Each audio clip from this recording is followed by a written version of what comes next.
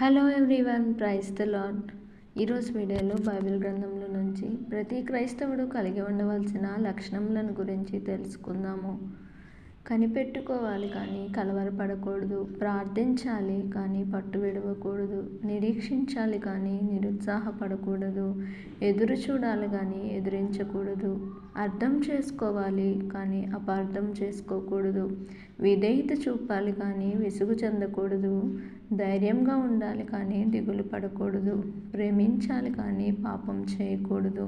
ఆలోచించాలి కానీ ఆవేశపడకూడదు. అందుబాటులో ఉండాలి కానీ అపకారము చేయకూడదు. భయభక్తులు కలిగి ఉండాలి కానీ భయపడకూడదు. సువార్తను చాటాలి, సిగ్గుపడకూడదు. నిజాయితీగా ఉండాలి కానీ నటించకూడదు. జాగ్రత్తగా ఉండాలి కానీ జాగు చేయకూడదు.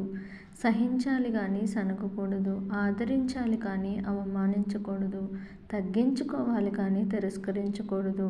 నిమ్మలపరచాలి కానీ నిందించకూడదు. నిబ్బరముగా ఉండాలి, నిరసించకూడదు. సొమ్మసిల్లకుండా ఉండాలి, సామర్థ్యం చూపాలి. ఈ విధమైన లక్షణాలు మనందరము కలిగి ఉండుటకు దేవుడు మనకి సహాయం చేయనుగాక. Amen. Thank you for watching. Follow this channel for more videos.